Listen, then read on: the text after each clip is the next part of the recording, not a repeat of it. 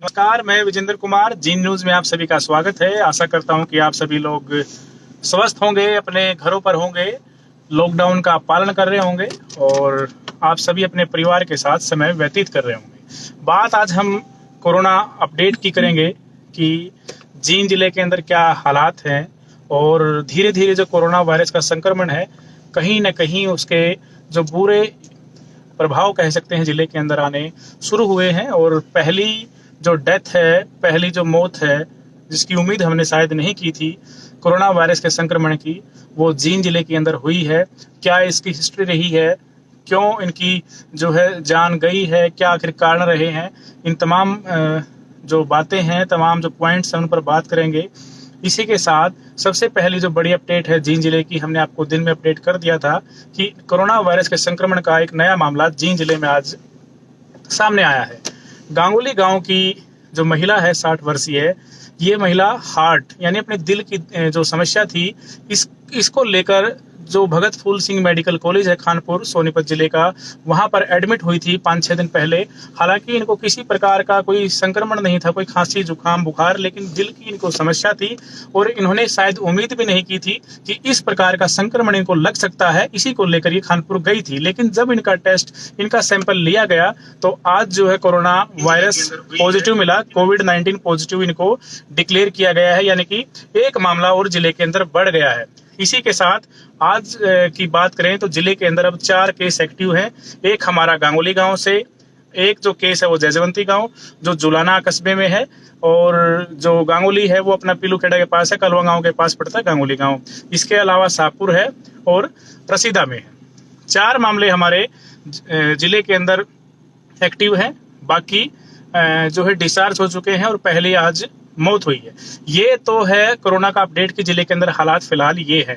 लेकिन जो आज डेथ हुई है, 50 वर्षीय युवक पेगा गांव से हैं। जैसा कि स्वास्थ्य विभाग के अधिकारी बताते हैं कि ये 10 मई को मुंबई के थाने से जींद में आए थे और जींद में आने के बाद यहाँ सिविल हॉस्पिटल में इन्होंने अपने इलाज के लिए भी आए थे, लेकिन यहाँ कुछ समय रहकर ये करनाल के बाटला हॉस्पिटल है वहां पर चले गए थे, लेकिन करनाल के बाटला हॉस्पिटल ने भी इनको वापस भेज दिया था। उसके बाद ये सीधे जो हिसार का जिंदल हॉस्पिटल है वहां गए थे और जिंदल हॉस्पिटल में 14 मई से लेकर 16 मई तक हॉस्पिटल में रहे। 16 मई को इनका टेस्ट, जो इनकी सैंपलिंग की गई जिंदल हॉस्पिटल में, 16 मई को सैंपलिंग इनकी होने के बाद ये अपने क्योंकि ये जो फेफड़ों का कैंसर है, इनका बाईं ओर का जो फेफड़ा है उसके अंदर कैंसर है और ये जो कैंसर की बीमारी है इनकी हड्डियों तक पहुंच चुकी थी, ऐसा डॉक्टर्स कहते हैं, ऐसा जिला प्रशासन कहता है। ये 16 मई को जिंदल हॉस्पिटल से अपनी सैंपलिंग करवाकर डिस्चार्ज हुए।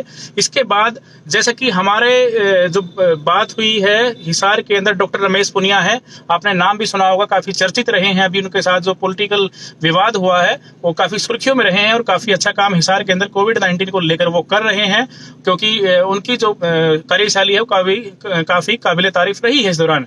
उनसे हमारी बात हुई है तो उनके अनुसार उनका ये कहना है कि 16 मई को जब ये जिंदल हॉस्पिटल से डिस्चार्ज हुए, सीधे आधार हॉस्पिटल गए, लेकिन आधार हॉस्पिटल में भी इन्होंने वहां पर एडमिट नहीं हुए।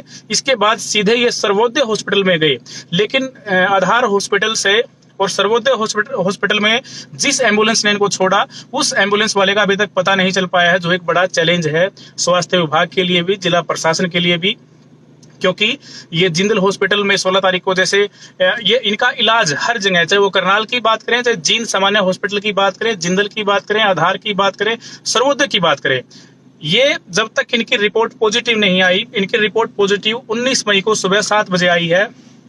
19 तारीख तक जितने भी हॉस्पिटल में ये घूमे हैं, हर हॉस्पिटल में इनका इलाज, कैंसर का इलाज चला है, क्योंकि ये काफी लंबे समय से कैंसर की बीमारी से पीड़ित थे। लेकिन जैसे ही 19 तारीख को इनकी रिपोर्ट पॉजिटिव आई, ये इनको जो महाराजा अग्रसेन मेडिकल कॉलेज है अग्रोहा का, वहां इनको शिफ्ट कर दिया गया और आज इन्होंने आखिरी सांस ली है।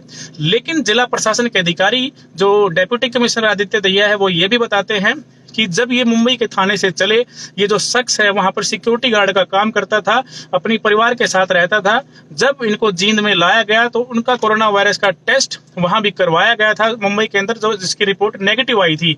हालांकि ये कंफर्म नहीं हुआ है, ये पुष्टि इसकी नहीं हुई है। जिला प्रशासन के अधिकारी भी जो मृतक है उसके बेटे के आधार पर ये बात कर रहे हैं। मैं आपको ये बातें डिटेल्स में क्यों बता रहा हूं, या तो स्वास्थ्य विभाग के अधिकारी हैं वो सुन भी रहे होंगे, डॉक्टर्स भी देख रहे होंगे, ताकि जो करनाल का हॉस्पिटल है, जींद का सिविल हॉस्पिटल है, जिंदल हो, सर्वोदय हो, आधार हो, सारे कॉन्टैक्ट ट्रेस किए जाएं, ताकि ये जो संक्रमण की जो चेन है वो आगे ना फैले। हालांकि हिसार जिले के अंदर इनके संपर्क में 67 लोग आए थे, 67 लोग, 67, उन सभी के सैंपल कलेक्ट किए गए हैं।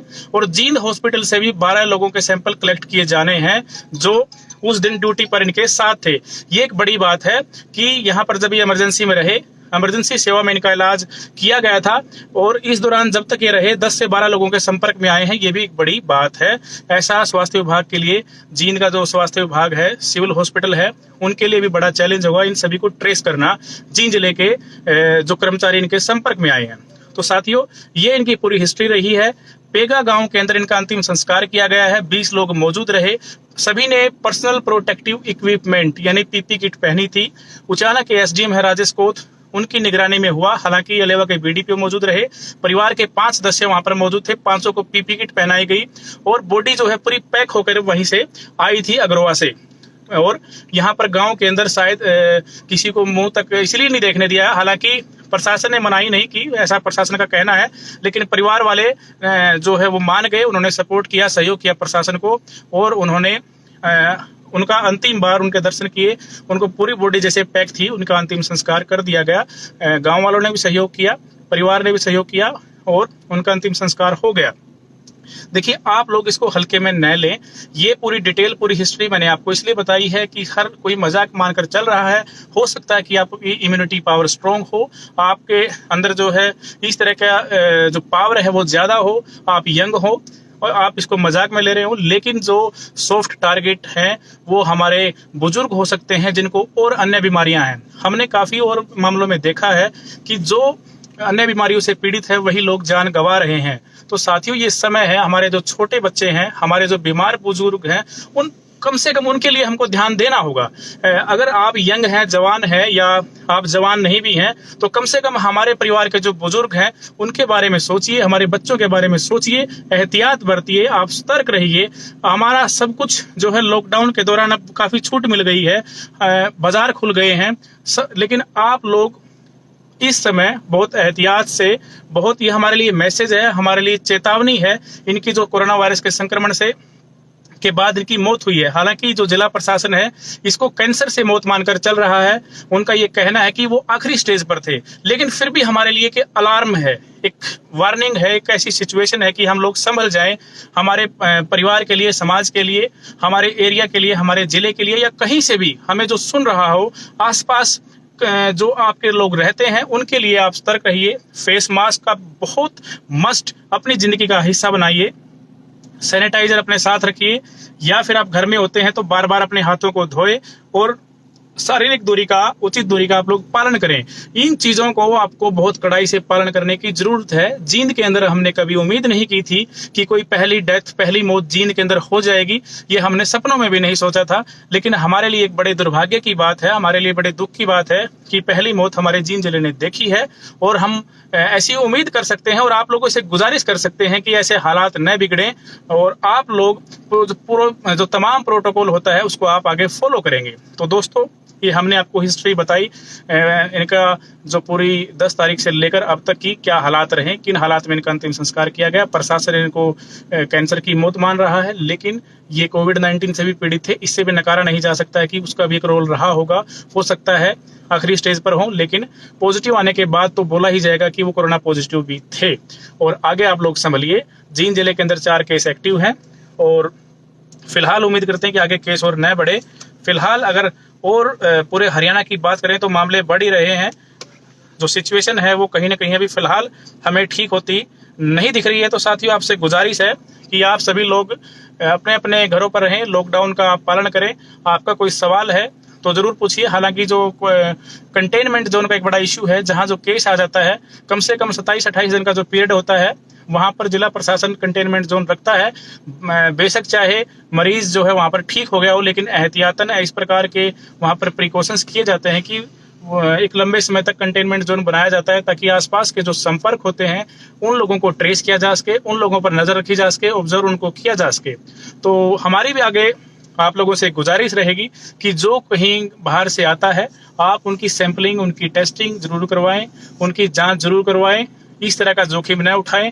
हमारे आसपास, हमारे परिवार में सॉफ्ट टारगेट होते हैं और हमारे बुजुर्ग, हमारे बच्चे सबसे पहले इसके संपर्क में आते हैं। तो आप लोग एहतियात बरतें, आप लोग सतर्क रहें। फिलहाल काफी चीजें जो है नॉर्मल हो चुकी हैं और धीरे धीरे हम सिचुएशन जो है नॉर्मल होने की पटरी पर चल पड़े हैं। तो आज के लिए मुझे इजाजत दीजिए। नमस्कार, जय हिंद।